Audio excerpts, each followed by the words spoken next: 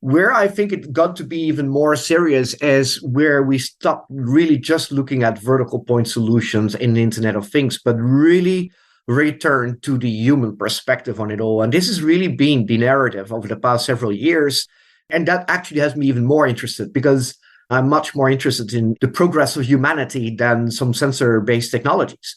And so what does this mean? What does it mean if you're going to say cities have always consisted of two pillars, built environment and social economic exchange between people, to be now joined by a third one, which is the virtual city? Hi, Smart Community friends, and welcome back to another episode of the Smart Community Podcast. I'm excited to share this episode with Bas Boorsma, the founder and CEO of Urban Innovators Inc. and the author of A New Digital Deal. I have been wanting to get Bas on the podcast for a while now, and we finally made it happen. So in this episode, Bas tells us about his 2-decade background in urban innovation and his passion for the course of human progress throughout history, and also what a smart community means to him.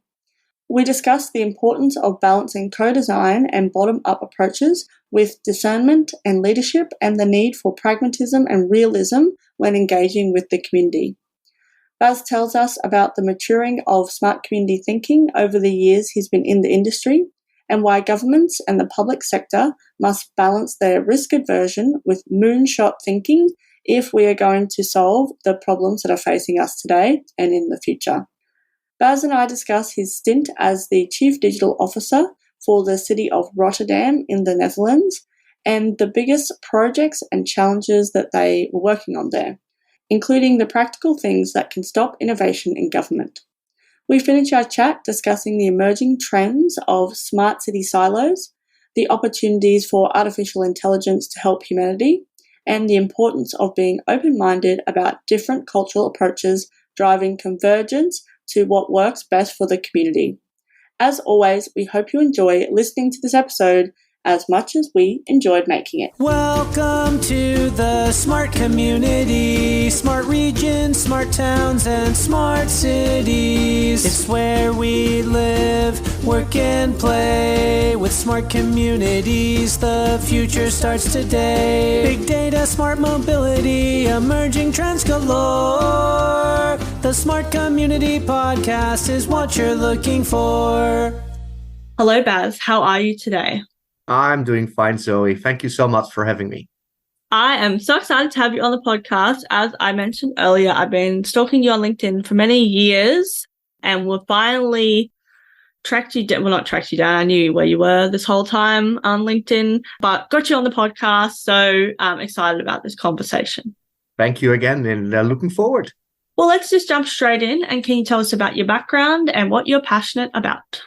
My background is, I've essentially been working in the space of urban innovation, smart city for the past 22 years, but my background is really a historian. And that really points a little bit in terms of what my passion and my interest is all about. I mean, beyond what, my professional fields, there's huge areas of interest, but from a professional angle, it's really the course of human progress, of human history, human future. And so history has been what I studied a long time ago. And it continues to be my hobby. But the future of humanity typically is my job. And it has been for a very long time. And it continues to be a point of great excitement for me. That's awesome. For the audience, give us a bit of not your resume, but some of the kind of career highlights that you've had in the last kind of decade or so. Well, if I take into account the entire 22 plus years on urban innovation and smart cities, one of the very cool things is what got me into Cisco a long time ago is the leader responsible for a program called Connected Urban Development calling me up saying, do you want to join us? Do you want to join me? Because we're going to have this corporate social responsibility program where we're going to experiment with urban innovation in order to help green cities through network technologies. And this is a commitment made to nobody less than former President Bill Clinton under the Clinton Foundation. And this was in the months after the release of Al Gore's An Inconvenient Truth. And I was like, I was always having my small outfits where I was working. I was like, why would I want to work for a big American corporate? Do I really want that? Are we really going to report to Bill Clinton? Yes, we are. We got to do this. I got to do this. So that was one of the things that got me started, and that was definitely a point of excitement. But then so many other things happened. I think that when smart cities as a topic, as a name, as a term got serious in earnest per the early 2010s, we ended up building so many smart city endeavors of the first kind. And later they were rightfully criticized. But in many ways, that set the agenda. It had people sit up straight. It did, really solicit people into thinking, hang on, what does this mean? If we have all of that technology and we apply that to our cities, what can we do with it? Now, hang on, we may not want to have all of those technology companies dictating, how those technologies are going to get used. But having said that, this is the starting point of a very powerful agenda. And I think most people will concur to that particular point of view. I think if you think of launches of the smart city endeavors in Barcelona, in Copenhagen, Amsterdam, all the work that was done throughout those years between 2010 and 2017, that was super exciting. It was definitely a point of no return. Where I think it got to be even more serious is where we stopped really just looking at vertical point solutions in the Internet of Things, but really return to the human perspective on it all. And this has really been the narrative over the past several years. And that actually has me even more interested because, as I just pointed out for your first question, I'm much more interested in the progress of humanity than some sensor-based technologies. And so what does this mean? What does it mean if you're going to say cities have always consisted of two pillars, built environment and social economic exchange between people, to be now joined by a third one, which is the virtual city, where decisions get made, where people entertain, where people get educated. And this is being built right now. That is fabulous. That is just incredibly exciting. And for me personally, other things, Zoe, that have been, fundamental in terms of my career over the past several decades, the release of the publication of my book back in 2017, A New Digital Deal.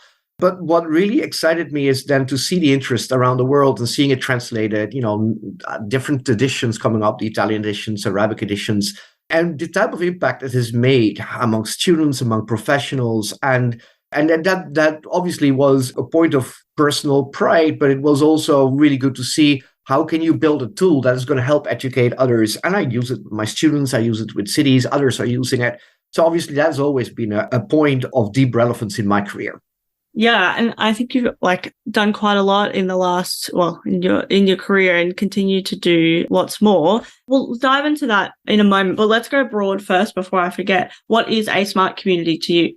Well, I think smart communities, and you must have heard this answer. I always joke whenever I keynote somewhere, like after 22 years, I no longer know what a smart city actually is. And that has got two reasons. One, when we started out, when that term got coined, it was in the days of broadband, people considering, we're going to go from dial-up and ISDN to fiber broadband. And what does that mean for our communities in terms of citizen services, education, culture, security, whatever, if we have that massive amount of broadband? And that was what it meant at the time. It was all about connectivity. Then it ended up being about Internet of Things and about data. And now it's about back to humanity, but also artificial intelligence, virtualization, metaverse, and all of that. So, in all fairness, I don't know what it means. It depends on what point of view you take at a particular point in time. But at the same time, the danger in that word is that each part of that term, smart and city, is an issue. Smart, what does it mean? Smart meant something very different 100 years ago. Probably at the time, it was about, the electrification of our communities and our industries. And today it's about digital, but not only digital. I remember the mayor of Genoa, after he had listened to my story, said, Bas, I love your smart city story. However, if analog is the solution that will make my community smart, then analog it is. And obviously he was right. There is no rule carved in stone that smart by definition must be digital. And the other problem with the term smart city, the other problem is that it's not just about cities. At the moment, we're just going to say, this is about cities. Then we're actually de facto creating a new digital divide between those that are living their urban lives and those that are living in remote areas that are devoid of the type of digital urban services that we all think are pretty normal in our lives. So community would always be a better term. Smart, it doesn't mean anything. The problem with the term Zoe is that it's now so ingrained. I mean, people are using it so, everywhere around in the world. And people have tried to come up with different terms, sustainable communities, intelligent communities, cognitive cities. I mean, we've heard it all. And at one point, you just got to go with it. This is now the term. This is what it's become. It is the catch-all phrase for innovation programs where leaders, citizens, and other stakeholders try to arrive at an agenda for the betterment of their community. And very often that does include the use of particular innovative technologies. Yeah, I agree. Like when I first came into the space and, smart city was the thing, it bothered me because I lived in a regional area at the time as well. And that actually providing access to people that don't have access to the network now should be, number one on the agenda rather than just increasing access for people who are already doing fine. Or here's now an autonomous vehicle so you can be more productive, where there's people that can't, access but more than dial up in their homes in 2023. But also, when I talk to people, like actual people in the community, the term smart city was just too abrasive for them, particularly when you're trying to say, oh, but it means everywhere. It doesn't just mean the city when you go and talk to people in regional areas. But also you can have like these kind of communities. They don't have to be in a physical space anymore, right? We've got communities everywhere. And so when I used the term, shifted to the term smart community, one, it was about the regional, but two, then you can have so many different, I guess, avenues to talk to people around it. And people understand what community means. And this, I agree with you, the term smart, whatever it is, we can change it, we can whatever, but at the end of the day, we roughly know what we're talking about. But it is really about doing things differently. And often, not necessarily, if it's working, great, but we know that there's things that aren't working, those big wicked problems. But I always put like technology and data as the enablers, but also using different ways of thinking as well, because that then, it doesn't, like your example, it doesn't have to be digital. It could just be better communication between these two departments could, make the world of difference, for example, or, it could be an analog solution in a public space or whatever it is. And I also think more and more now, and you kind of inherently touched on it anyway, is that co-design piece and, again, whatever you want to call it, but working with the people, because if we're not, then it's just, again, just kind of like a tech company or a whoever just trying to force their product or their concept or whatever into a community and not actually listening to what people actually want. And that to me is the opposite of what a smart community should be. Yeah, I totally agree on that. If you do not have the dialogue, if this is not something that is a co-production between citizens and many other stakeholders in the community, then how smart will the community? How smart is it to find that there are loads of citizens demonstrating against your so-called smart community? Then how silly is that? On the other hand, I always point out that this should not be turned into a point of religion. The point being that, yes, it is kind of a starting point for good design that you always engage with citizens and that citizens get engaged with by multiple stakeholders, and that together you arrive at a vision, you arrive at a particular set of plans in terms of what you do. But then there are so many things which do not have to involve citizens. And I think a black and white fundamentalist vision on bottom-up innovation doesn't really help. Just a simple example, if you're going to experiment with sensors in sewage systems that help measure the integrity of those sewage systems, you do not have to have a design think workshop with your citizens around that. Simply, you don't. And what bothers me is that there is this army of people that will turn this into an article of faith, that everything needs to be bottom up. I don't believe there is that need to. Some things do go top down because you don't want to have a discussion, but many things do require a discussion. Just make sure that if you're a responsible leader in all of this, that you understand what you're going in with talking to the citizens, that you're prepared to deal with what you're going to get back from citizens, and that you're going to be able to implement. If you fail on any of those three things, then what is it that you're trying to do? So that really, to me, these type of questions, these type of perspectives provide a fair share of realism and pragmatism in terms of how you plan for this and what it means to engage with citizens.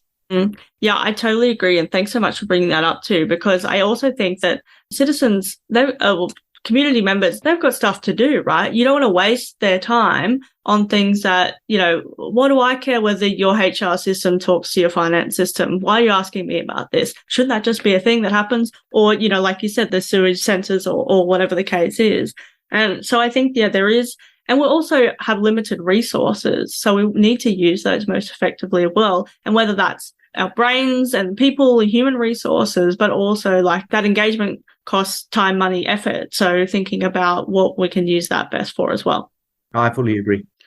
Okay, well, tell us about some of the projects and things you've been working on, either in the past, present, or future. Yeah, that's incredible. Thank you for asking that question, because I can answer it in multiple ways.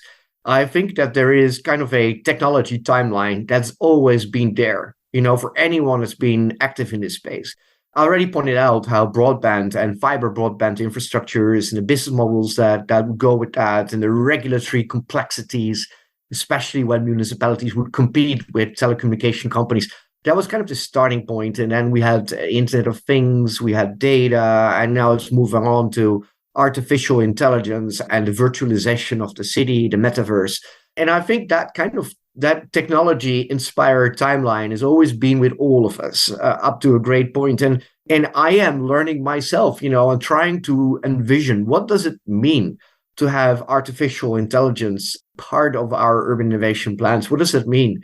And the more you dive into that, the more interesting it's going to be. And I think we should step away from not just thinking of what does it mean on the street automation level, which is kind of the classic smart city play, but really what does it mean for communities at large? And how can we ensure, and now we get, and that's the other part, one of the other parts, which to me is part of the road forward, is really how do you get everyone on board, and how do you get people not just to distrust the technologies that are emerging, especially artificial intelligence, but just articles that have come out in terms of what artificial intelligence can do to discover pancreas cancer at very early stages, which is needed in order to survive. I mean, it's a very deadly cancer that kills very, very quickly. That is amazing what is possible to make. I am, personally, as a professional and as a plain human being, I am super excited when I see that. And this is also what should be part of our collective community agenda and awareness and agenda setting. What do we expect from those technologies, and how will this improve our lives? This is not just about the street or what the municipality will do for you or what you're going to talk about when you're dealing with your municipality. This is about a much larger perspective in terms of how do we plan for ourselves what we want from those technologies? How are we going to be able to trust them? How are we able to provide the right type of governance to ensure that we get out of those technologies what we want? And I think so the timeline of all of the old and new technologies, that's one angle to it. And that's been part for so many of us in terms of what we expect, and for me in terms of my planning forward. But it's also about how do we get more people on board, not less. How do we ensure that is an actual discussion? How do we ensure we do have the right governance in place? And I think it's a fair moment in time to say that we've all been a bit kids in a candy store in terms of all these great new technologies and, it's fantastic what we can do. I think we've all arrived at the conclusion, or most of us have, that this is a point where we do need a plan, that we need to be much more intelligent and, put in more diligence in terms of what works for us and what doesn't. The very fact that technologies can do great things and do have a particular DNA in itself, that would not necessarily render them neutral. That does not mean that whatever DNA is in there is going to produce that positive promise that we expect to gain from it. Not at all. I think, in fact, that there is a real chance that if you don't have a plan, things get worse. And we've already seen that happen with social media over the past several years. And so that is a very important part of the agenda. I also think that what is more relevant now is not just the pure technologies. And I think much of the early smart city agenda, right from the early 2000s up to 2020 for sure, was about, talking about the solutions themselves, the vertical point solutions or what a particular sensor would do. And I think this is now just a kind of really, really modest part in the middle of the equation. There's real challenges. There's a problem or an aspiration. And then there's at one point some type of a solution and, an outcome to that solution with a societal impact. But anything that's kind of The technology side is something just there in the middle of the equation. And I think it's important that we as also the technology companies start to think of it that way and start to think of what are the problems that we're trying to solve. What are the aspirations of this community? Do we, as a technology company or any other stakeholders, understand that there is not one size fits all for a group of cities that you're going to have to deep dive? That is going to require a steady set of soft skills to understand what's happening in a community or a group of stakeholders that is sitting on the other side of your workshop table. These are things that technology companies are not necessarily well versed in, but they will need to make this part of their skill sets in order to get it right. This is all part of the way forward, I think, with smart community thinking and how we approach the agendas and how we execute. Yeah, absolutely. And I think we're seeing this space maturing in that more people-focused direction. And I think, as you were talking earlier around, some of the key kind of moves that, say, Barcelona and Amsterdam and people made. And we learned a lot from those experiences. And it takes a lot to be that first mover, right? Because you have to not only learn yourself from your own mistakes. Everyone else is watching too, so then they can learn from them as well. And they really appreciate that. But you being the first mover is always you have to take that as well. Often when I talk to local government, or government in general, they don't want to be that first to fail. Well, the first mover, because they don't want to be the first to fail. A few people have done it. It's fine. We can work it out. And public sector is by definition risk averse. And that completely makes sense because you're dealing with public sector resources, taxpayers' money, with mandates of politicians that have been elected. And therefore, as a civil servant, you need to be, darn conservative about a number of things. On the other hand, I also very much agree with Mariana Mazzucato's book on mission economy, where government too will need to relearn how to actually define moonshot, because without moonshots on public sector side, humanity is simply not going to make it. I'm putting this really harshly out there, but look at, we're burning the planet right now. And without proper innovation in place, whether it's on the digital end or the not so digital end, that gets inspired by moonshots, which are also powered or specifically powered by public sector leadership. We're not going to get there. We cannot expect from private sector to do this by themselves. They were not invented in the first place to save the world. And so I see that conservatism as a good thing, but also potentially as a bad thing. And it does explain why some things have taken such a long time in the urban innovation space, why people ended up copying each other's PowerPoint and all doing smart garbage collection, smart outdoor light, all of the cities copying each other. Whereas in the end, not that many people were really waiting for a smart garbage solution per se. But there was all of this copycat behavior. The good thing about all of these years of experimentation and decades at this particular point, we have been at it for 2 decades at this particular point, is that things become more mainstream. So many solutions are working and have been scaled to the point that they are becoming unexciting, that they are simply solutions that work, that can be procured by governments in a very normal way or get procured or applied by non-public sector entities, but definitely impacting our cities, our communities. And that's a good thing. And in a sense, I think, going back to your original question, what is the next step? That is for all of these beautiful digital solutions to become so mainstream that we're not just talking about smart cities anymore, but we just go back to talking about cities. Let's just say that, if you were Detroit and the year was 1920, and you were proud of your electrified factories producing cars, it would have been silly if you called yourself Electric Cities at the time, and that name would still, be with you right now, right? So in the end, it's about cities. Cities have always innovated themselves. They've always stood at the cradle of urban innovations. The Romans did a pretty good job with their aqueducts. That was a great innovation at their day and age. That goes back 2,000 years ago. And so the story continues. We simply continue, whether we call it smart or something else. Urban innovations will continue to be with us. And those that really stem from the digital era, well, they continue to evolve and we all become smarter about it. And that's a good thing. Yeah, and I think like we talked earlier too, we'll see those innovations in regional and remote areas as well, and they might be very different because they have different things that are happening. I mean, at the end of the day, there's still people, but some of the greatest innovations come out of the necessity of actually doing something different, right? Absolutely. And that too applies the difference between rural and city, also not just applied to particular solutions or problems getting solved, but also difference in delivery models. If you want to deploy broadband in a deeply rural area, you may need a different business model to make sure that that works. And it may need to require a cooperative structure. It's a very simple, very practical example. But, by looking at it beyond cities only, you're going to look at a much larger array of innovation that will help all of our communities, not just cities. Absolutely. Mm-hmm.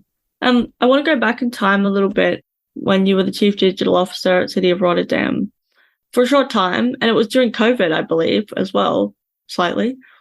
I'm keen to hear, I guess, from that perspective of, people often talk about, the Netherlands and digital and smart and things all happening there. I guess, what were some of your biggest challenges during that time, but also what, some of the projects and things that you were working on that really did make a difference to the community? So I was hired to do this for 2 years, and I stepped down several months early. That was earlier this year, March 2023. And it was I took a lot of pride in actually doing it. It was I've taken on roles in the urban innovation space, from big tech, startup accelerators, academic perspectives, network organizations, but I had never taken on a public sector role. And to be talking about it is one thing, but to walk the walk is yet a completely different thing. And to me, it's been a huge honor to actually having been given the opportunity to take on that role. If I go to the challenging side first, all of the things that we are all keenly aware of that can play up when you're in local government played up. Unclarity about budget, unclarity about mandate. The city was very smart. The municipality, the city leadership was very smart in giving me a mandate to essentially provide me with the right to provide solicited and unsolicited advice right through the organization, right from the concierge to the mayor. And I applied that particular mandate. I used it. And that allowed me to go through the silos. And that was very foresightful from the government to do that, from the local government to do that, to set that up. On the other hand, all the other challenges did come up. I was hired to be the external chief digital officer to the City of Rotterdam, really being outside, not in City Hall that much. However, you can't get anything done if you don't build your alliances within City Hall. So I think that the city leadership was naive on that particular perspective, and so was I. But it was worth a try. And the city also said, look, we are extremely happy with what you delivered, and we're happy and pleased with your leadership for the time that you were with us. But at the same time, we need to redefine that role. We don't even know we're going to have another person appointed for that specific role. We may completely flip that. And it's been a process of learning to the city in many ways. Another challenge is that I came in at a point where there was only 8 months remaining between me starting on the job and new local elections, which means that there's leadership that provides you with a mandate, but then you get new leadership coming in, elected leadership that has a very different point of view in terms of what and how digital matters to the city. And the new leadership was substantially less interested in many ways to, let's say, the more innovative side of the innovation agenda. So all of the pitfalls that can typically be described in once you get into a role like that, and for all of those that are listening to this podcast and are being, invited to such a role, what are the pitfalls? Well, make sure you have a good mandate that you can actually work with. Ensure that you can hire your own team or work with a team with people who are experienced in this space. Don't, have the leftovers of some other part of the organization, because they will not build you the program. Ensure that your mandate is not just going to last like half a year or a year or 2 years, but make sure that it's longer, hopefully longer than, let's say, one election cycle. So preferably 5 years or longer. Same applies for the actual programs that you're building. All of these things, have them in place. I had them partially in place. And with that, we did good things. Now, on the positive side, and what I just said is not necessarily negative, it did produce a fair set of learnings to all stakeholders involved, but it's more on the critical side. On the positive side, look, what was fabulous is really we did not focus that much on, let's say, the classic smart city play. We really looked much more in terms of how can we arrive at a much better set of public-private collaboration efforts to drive the innovation agenda forward. And again, not that much on technology, but potentially, for instance, on education. So we worked with some of the big technology companies in order to ensure that we would get actually, it's amazing. I'm not going to use any names. So I don't want to erase the impression that you've been sponsored by any of the big tech companies, Zoe. But you know, some of the familiar big names came up with lots of great free education. And this is a piece of advice, go out there, go talk to the big ones, because very often they've got great education, which is not necessarily a vendor lock-in just by having great education. For small and medium-sized enterprise or shops helping to digitize their finances, and big tech can help on all these type of things, and simply getting networking skills and become basic initial skills, how to get online, to how to become a network engineer, how to deal with cybersecurity. All of that got offered to us for free in the process by building these partnerships, and that's super exciting. That's worth something. Another thing is that per the end of COVID, the European Commission has been very, very generous in having these kind of building back better funds to fast track innovation, and that too applied to cities. And nationally, the Netherlands, as so many other countries in the European Union, have been in the foreground in building programs, having those funds organized together with national ministries. And great things have come out of that. The City of Rotterdam successfully applied to great programs that will help fast track the creative industries, the metaverse for the city. These are things that all got initiated in that time and are starting to mature right now. And that's very exciting. I think what really was making a substantial amount of impact and continues to make a substantial amount of impact is having much more of a concerted effort around digital inclusion.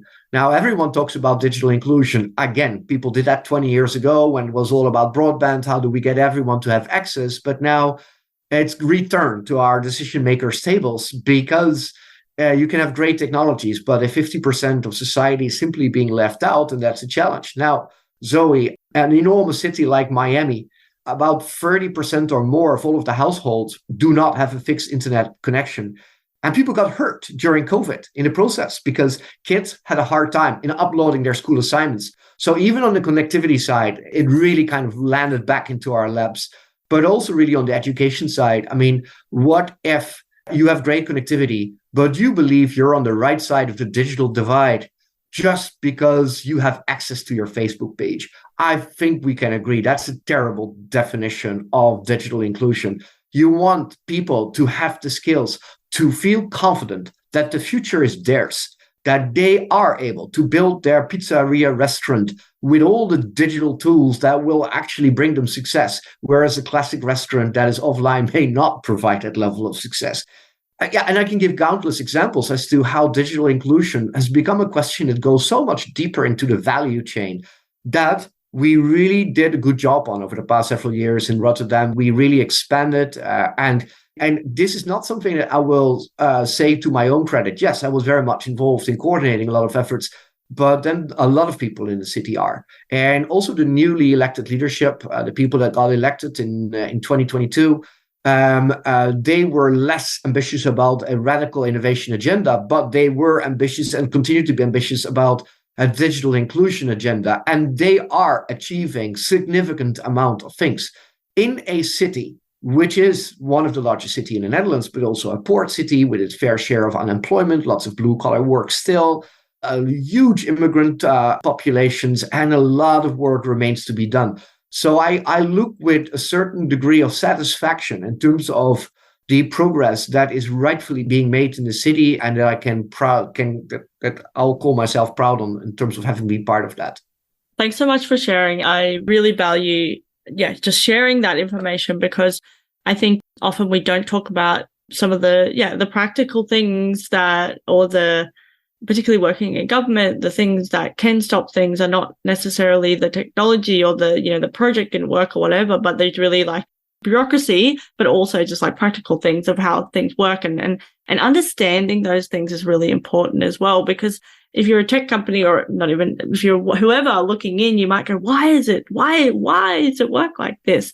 And yes, we can, try and change the patriarchy one small step at a time. But yeah, I think there's an understanding that needs to happen, and then working how you can then kind of shift the dial and change things. Because I often think with smart communities, or I know that governance is so important, but that's not going to change overnight, right? You can't fundamentally shift a government agency overnight. And we've seen it change over time. But yeah, that's the other thing. It's those smaller wins and that iteration that needs to happen, which it isn't. That forms a whole range of challenges and barriers, or seeming barriers, that happen as well. Zoe, I think you're touching on a super important point here, because there are a number of things that can be learned in order to deal with them, but they will not necessarily change. Local government is what it is. We can complain about them being organized in silos, but those silos are not going to go away. You can complain about, electoral cycles, new local government coming in and changing the agenda. Yes, thank you. You're living in a democracy, which means that you're going to have those new folks in. That's just a fact of life. These things are not going to change. In fact, you don't want to change them. Up to a point, you don't want to change them. This is part of the very fabric as to how this works.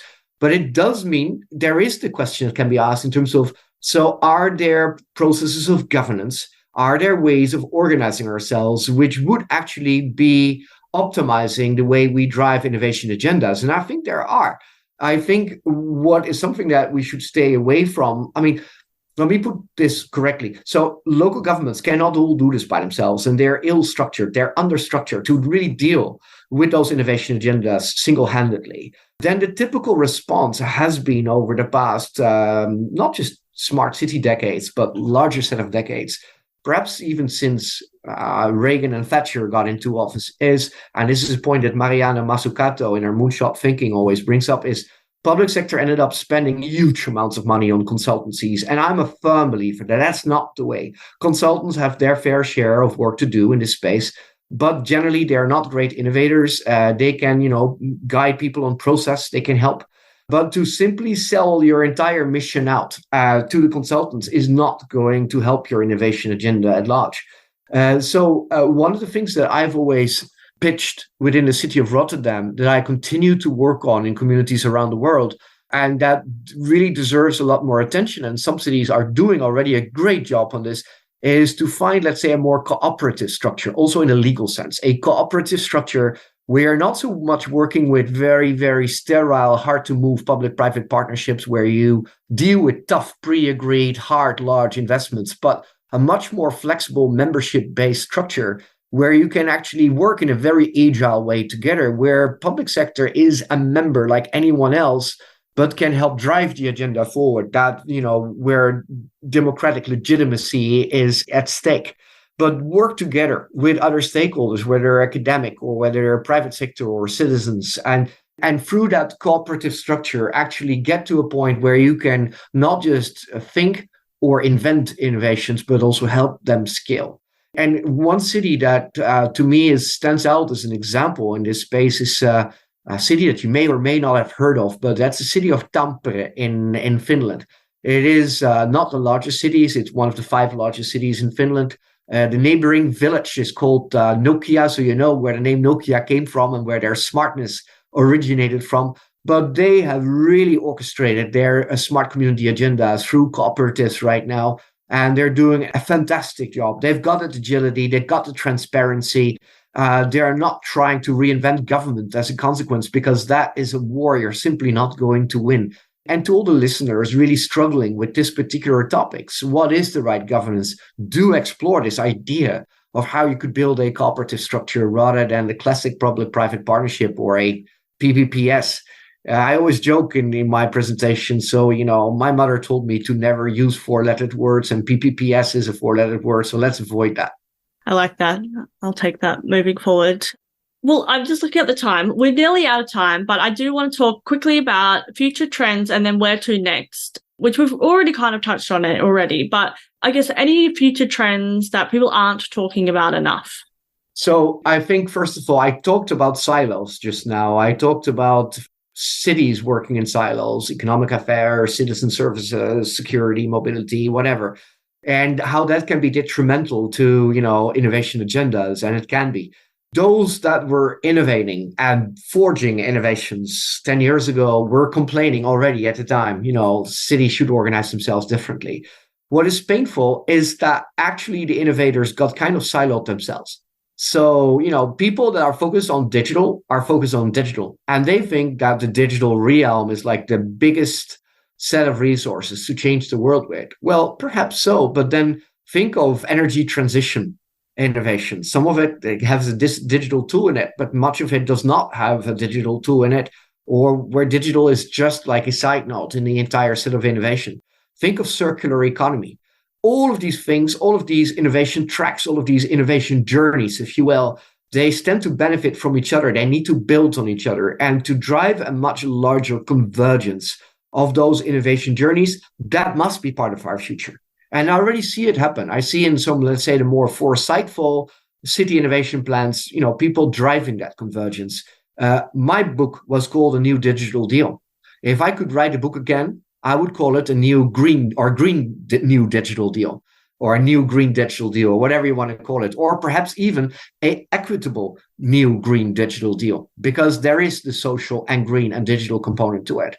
And before that sounds as if you're trying to simply cover everything for it and then for it to mean nothing. That convergence is real. In my part of the world, it's real on a European Commission level. And it's starting to become real in plenty of cities, and to address it that way. So that, to me, is something that I see more and more, and people are starting to debate it in that way. If I think of the latest editions of the Smart City Americas gatherings in Miami, which are happening on an annual basis these years, next several years, they'll be up in September in Miami. What really intrigues me about the content of those meetings is that they're not that they do focus on digital, but they also focus so much on personal health and well-being. How do you deal with the overkill of sound in your cities, and how are individual ways of dealing with that? There is the really soft part that comes with happy cities that is getting increasingly addressed, and that's a good trend. That's really important. So that's one trend for sure. Again, I already pointed it out, but there are the new technologies. There is the city and the multiverse, let's put it that way, that is getting to the point where this is no longer the gadget that it used to be. We got a digital twin and, a set of engineers and architects can play with it right now. No, this is now becoming a platform where you can immerse yourself, and in which citizen services get distributed, but also where you have the ability to converse and where decisions get made. Let's just think, Zoe, of a part of town that's going to go through a large urban regeneration effort. And that set of trees in the central square are going to go, and something new is going to get built. Perhaps even a play garden for the kids. Now you can involve the kids. They can game around in that 3D environment and say, this is the playground that we want. Now, please ask the kids, because they're going to do a heck of a lot of a better job in designing that than some civil servants will do. And so now this is becoming an actual decision-making tool. It talks to people. It even talks to people that are illiterate, people that cannot read the alphabet. They can actually go, if you can game, you can participate. If you can game, you can co-decide. That is exciting. It actually becomes a tool of inclusion. So to me, it's been announced plenty of times. Second Life, remember that one, still exists though. But it's getting to a point that incrementally so, that those technologies are becoming more important. They're not just, some nice to have or an add-on on top of an old world. No, they're changing the way we think of inclusion, education, shared decision making. It's super exciting. And obviously artificial intelligence. There are so many aspects to our urban dynamics that are so complex. It's the classic point of view where you're going to say, butterfly claps its wings in China, but look and behold, a hurricane in Florida is the result of that butterfly. Same with our cities. There are things that our human models will simply not be able to see, but AI will. And if an accident happened on the west side of the artery ring road around that city, AI may actually be able to predict that means that 3 hours later, the parking lot in the east side of town will actually be full. That is actually very helpful, and it's going to be a game changer on a massive scale. So on the technology side, in some ways, the best is still to come. We're going to see really exciting developments. I also think, and this is a third one, my last one, Zoe, I think sincerely, smart city is becoming more diverse, and it's not something that just, while it may have got started in some ways in some places in Asia, plus a lot of European cities and some American cities, I think that there are culturally unique perspectives being applied to what a smart community means. And a great example to that is The Line and NEOM in Saudi Arabia. And, I spoke at a large conference earlier a few months ago where I actually, professed how I was critical of The Line, but how I look at it as a vast source of learnings, not just technological, but especially on the sociological side. How are you going to make this place attractive? How are you going to, allow for healthy human dynamics? And rather than just being critical, I said, look, I'm going to be positive about this because this is going to be such a vast source of learnings. And if the climate continues to worsen on this planet and we need to think of new habitats, I'm sure that The Line is going to produce a fair share of learnings from an engineering perspective, from a technology perspective, from a social perspective, from an economic perspective. And it was fascinating. At that conference, people said, look, I've always been so critical. Why? Why should we be so critical? Let's actually be open-minded about what's happening at The Line in Saudi Arabia. Let's learn from that. Let's go there. Let's contribute. And to me, that's the way forward. Let's ensure that we stand open, that we're open-minded about the very different cultural approaches to all of this and always drive our own convergence as to what we feel works best for our community and then make that happen. Yeah, I think that's super interesting. Oh, I'm just looking at the time. We're running out. So where to next for smart communities? More diverse, more social, less tech-centric, less focused on cities, ever more, not just on just the non-urban villages or regions, but also, innovations on neighborhood level. Less talk about smart, more talk about well-being, health, thriving communities that thrive and are making the steps necessary from a sustainability perspective, from an individual citizen perspective, from on a neighborhood level to ensure that the fundamentals are being laid down for communities to thrive right into the next century. I love it. It's a perfect way to end this podcast. Bas, I've really, really enjoyed this conversation. I think we could continue for another few hours. We'll have to meet in person one day soon, somewhere around the world. We'll make that happen. But one last question, how can people connect with you? People can connect with me simply on LinkedIn. Bas Boorsma, with an A, not an N in the end. Bas Boorsma, that's my name. You look me up on LinkedIn, you can find me there. And I'm very active on LinkedIn. I'm somewhat less on a platform formerly known as, for multiple reasons, but on LinkedIn, that's where you can find me. Excellent. Well, thanks so much for coming onto the podcast again. And I really look forward to our next conversation. Thank you so much, Zoe. Thank you for having me. Thanks, Bas. Bye. Bye.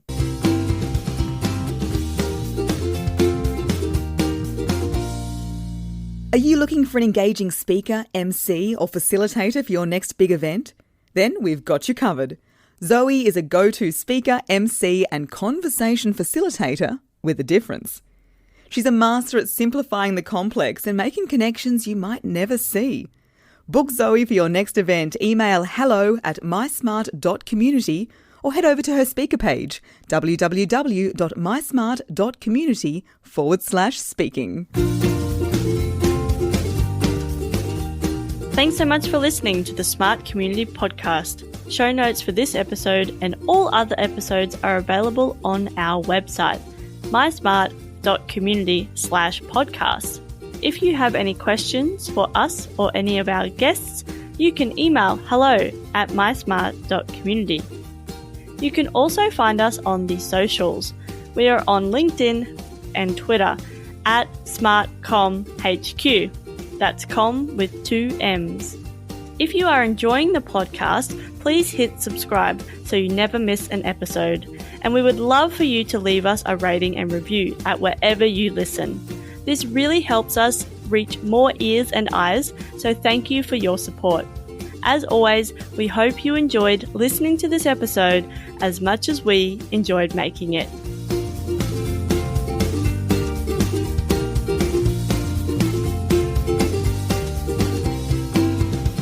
The Smart Community Podcast is what you're looking for.